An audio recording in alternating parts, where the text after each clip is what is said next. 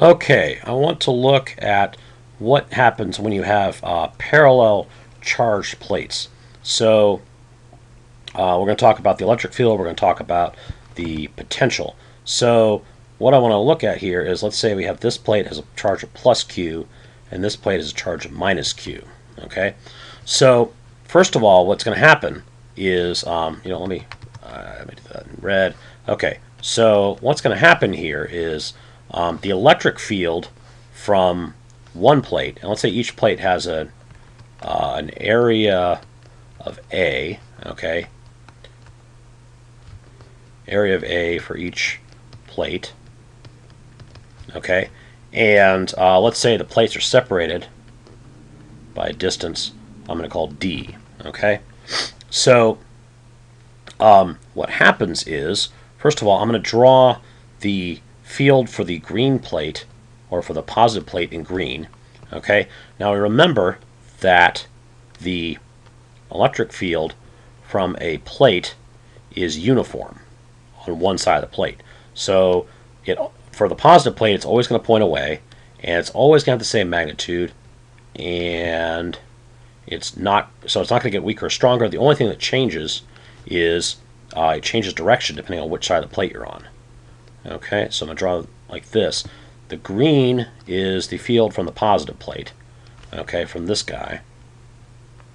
Okay, now the other guy will have a field that always points towards him and that is uniform everywhere. So see, this points towards the negative plate, this points towards the negative plate, towards, probably drawing twice as many arrows as I should, or as I need to, but okay, so there you go. Always points towards the, oh wait, nope, sorry. Wow, I screwed those up. Okay, sorry. Always points towards the negative plate. There we go. Okay, and there we go. I'll just draw a few more arrows. Okay, that's probably more arrows than I needed, but whatever. Now what you can see here is that these guys are going to cancel, right? Because out in this area, the positive plate, which is this one, has an electric field going away to the right, and the negative plate has an electric field going towards it to the left. So here, in this area, towards the negative and away from the positive are opposite directions. Okay, so electric field here is 0. Okay, so electric field is 0 here. Similarly over here, towards red is to the right, and away from green is to the left. So in this area over here, you have an electric field of 0. Only in here do they stack up. Okay, and so the electric field between two plates, as it happens, if each one has a charge of Q, the electric field is going to be Q, let's see, hold on. Right, I believe it's going to be Q over area of the plate times epsilon naught. Excuse me, whoo. Had a little coffee drink just now, so kind of letting that go. So the area of the plate is A. Capital Q is the charge, the positive charge on the one plate, and the negative charge on the other, and epsilon naught is your universal constant. Now you might remember that from, you might remember the same formula but with a 2. Well, the thing is, the electric field from one plate, from one plate is this, okay? This is from two plates.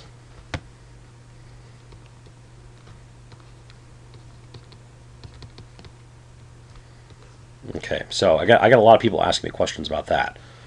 So remember that one of them, geez, I cannot do this to save my life. All right, one of them is, this formula here is for one plate, and this formula is for two plates. Okay, so basically there you go with that. Now, give me a second. I'm going to redraw this a little prettier with some field lines in. Okay, so I sort of created a new one. And what we're going to have, let's see. So this is going to be the one that has the charge of plus Q. This is going to be the one that has the charge of minus Q. Okay, now the electric field in the middle is going to be Q over A epsilon naught. Okay, and that applies in the middle. Okay, and it's going to be at the positive plate pointing towards the negative plate. So the field lines then, since it's a uniform field always pointing to the right, the field lines then are very simple in here. And then just look at that. Yoop, yoop. They should be parallel. These should be straight lines. Obviously, I can't draw. I think this has been well established. But if I could draw, they would be nice straight lines. Okay. And remember, I said before, these are distance d apart. Each plate has an area A. So there we go. All right. Now, what about the potential in this area? Well, let's recall that. Oh, what should we recall? We'll tell you. I'm going to recall. Yeah, I think I'm going to recall this one. I'm going to recall that if you're going from point A to point B, that VB minus VA, that is the change in the potential, is going to be the negative of the electric field in the area times your displacement from A to B. Okay, so let me put parentheses around that. Actually, let me write it a little bit. Yeah, wow, that's worse. Okay, E dot delta R. Okay, and this is for delta R goes from A to B. Okay, so if you want to find a change in voltage, then you just do this. So here is our here's our situation. We want to figure out what what our difference in voltage here is between these two plates. So I'm going to say here that, of course, okay, here is point A, and here is point B. Okay, now in order to really do this properly vector-wise, let's set up a coordinate system. I just freehanded that. Wow, look at that. Perfect right angle. I just freehanded it. I'll never do that again. Okay, so we're going from A to B. Here is our x and y coordinate system. So in this coordinate system, our electric field vector actually is it's this, but it's pointing in the positive x direction, right? So it's this times I hat. So it's going to be Q over A epsilon naught I hat. Okay, that's our electric field there. And then what else do we want? Let's see. Yes. Okay. And then our delta R should be a vector going from A to B. Well, if you draw a vector going from A to B, which is this. No, that's not a hat. Sorry, it's an R. R vector. Okay. Then that R vector, well, it's got a length of d, and it goes in the positive x direction. So R is d I hat. Okay. So now what we'll get is and so let me make it clear, the stuff in black is sort of our general rule. All that we really need there is for this to be uniform, for a uniform electric field. And here we have one of the most uniform electric fields you'll ever have, okay, in between two parallel plates. Okay, so this little symbol here just meant these two to go together. So let's pretend that's a blob of purple, an aesthetic blob of purple, right? Okay, so VB minus VA equals negative E dot delta R. Okay, well, E dot delta R, and I should have said this was actually delta R. I'm so sorry. Okay, so I just mean delta R is your displacement as you go from one to the other. No big deal. Okay, so these are both in the I hat direction. So taking the dot product of these is child's play, right? So Q, you just multiply them together, QD over A epsilon naught. Okay, and now at this point, well, we're kind of, there's not much we can do to find like what these voltages are absolutely. We could find the difference between them in order to, say definitely this one is so many volts or whatever, or to get some more information about the voltage of these plates beyond what they're actually, well, what am I trying to say? Beyond the difference between them, to actually get like some absolute fix on them, you actually just, somebody has to tell you we're using this one by reference as a voltage of 0, or you have to pick one. So this has told us here, VB minus VA is this number, which is going to be negative, right? I mean, we sort of, you sort of assume here when we do something like this, we mean Q is a positive number. Okay, since we say plus Q and minus Q, we're sort of assuming that that means Q is a positive number. So Q is positive, D is positive because it's a distance here, right? A is positive, it's an area, and epsilon naught is positive, it's a universal constant. So what I'm going to do is, since this is all a positive number, this is all positive, that means that, whoa, excuse me, burped again.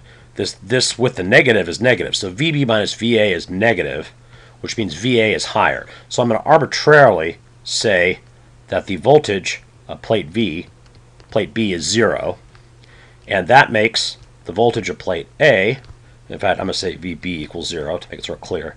Voltage of plate A on the left then must be Q times D over A epsilon naught. Okay? And then this that's what we found out. Now here is yet another kind of sort of problem type thing people will do with this. Not a problem, but it shows an application of this kind of thing. So what I'm going to do now is I'm going to take my eraser and I am going to pump a little hole there. Okay, so the idea is you could have this big flat plate, put a little hole somewhere, like a little pinhole in the middle of the plate, and it wouldn't really affect anything. It wouldn't really change the field, because it's just this tiny little hole, right? Okay, except what happens now is I'm going to put a positive charged particle, okay? So I'm going to say we have let's see, I'm going to do this third problem in, I'll do it in red, okay? So I'm going to say what I'm going to do is I'm going to take a particle with charge of plus little q, okay? I'm going to put it right there. Put it right here, okay? And I'm going to say its mass is little m, and it's initially at rest on surface of plate A, okay? So that's what we've got here, okay? And what I want to know is now, I want to find particle's speed when it leaves this gap, okay? So what's the particle speed when it leaves this gap? A couple ways to do this. One way to do it, and so let me, I'm going to erase some of my earlier work just to give sort of well, give more space, right? So let me, no, not that. Oh boy, I'm sure the real fun for you guys is watching me figure out how to do this crap. Okay, so I'm going to get rid of that. Okay, so I want to find the particle speed when it leaves here. So,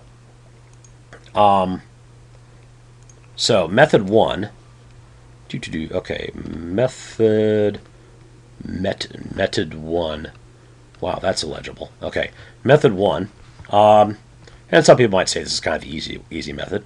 Okay, is to say in between the plates, what is the force acting on it?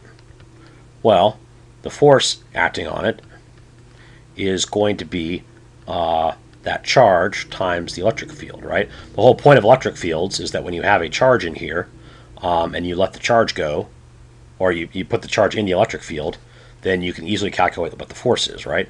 So we said the electric field is, well, it's I mean, this is the magnitude, and we found out what it was in vector form. I erased it, but it's this times I hat, right?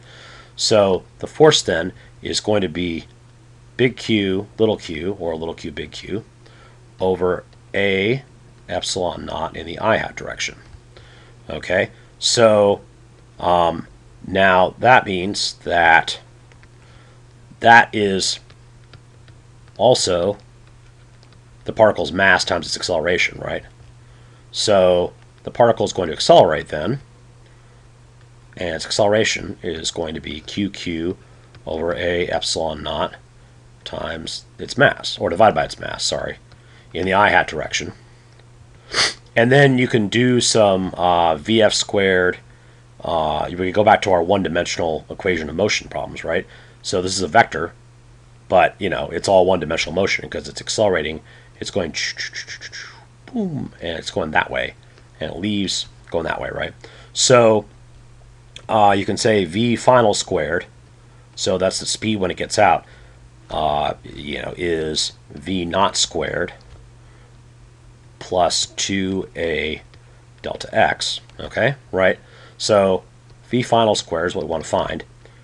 Initial speed was 0, okay, 0 squared, plus 2 times a, okay, great, 2 little q big Q over m big A epsilon naught, okay, so it's this expression here, and then delta x was d.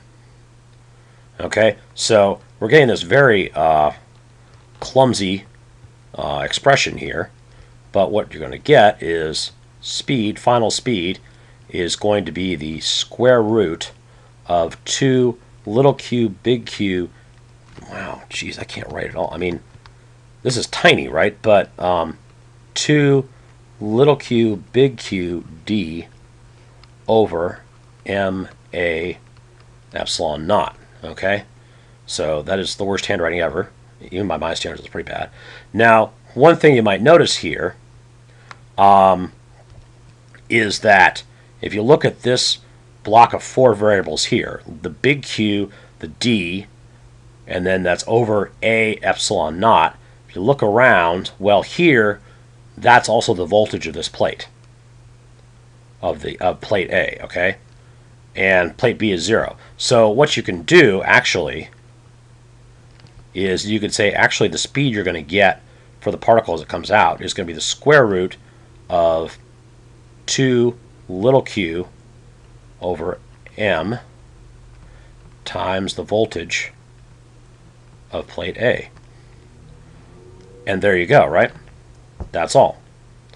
Okay, that's method 1. Now let me, I've got no space to do a method 2 next to it, so I'm just going to erase this.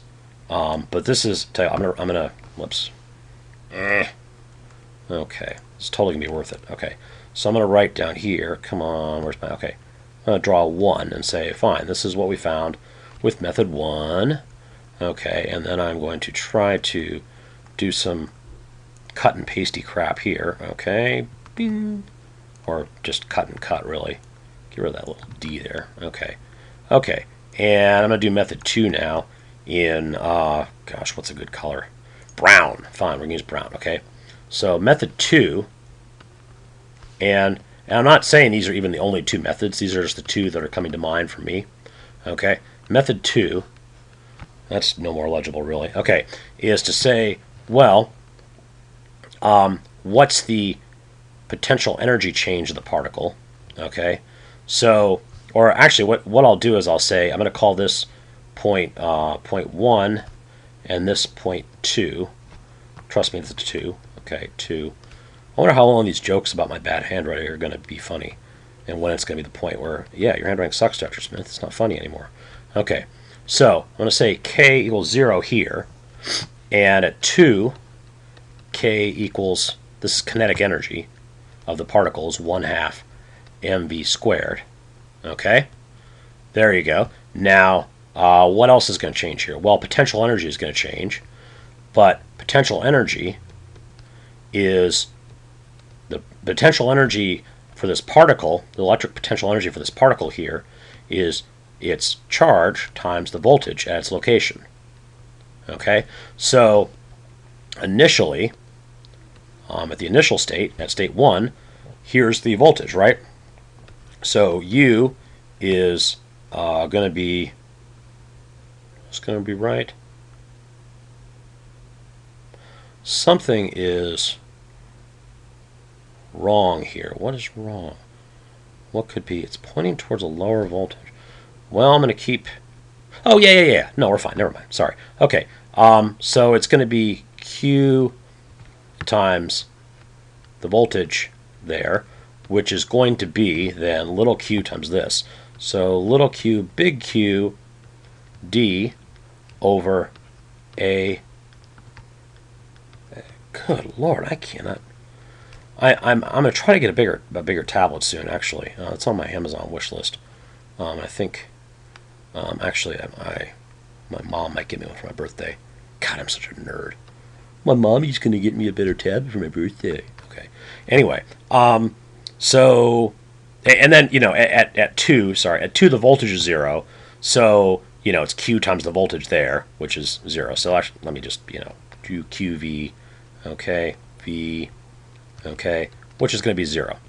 All right, so, let me get my eraser and get rid of that crap. Okay, so then you do an energy balance, okay, and you say, and I'm going to skip some of the details, okay, EMAC at 1 equals EMAC at 2, okay, and then, so the EMAC is K plus U, right, so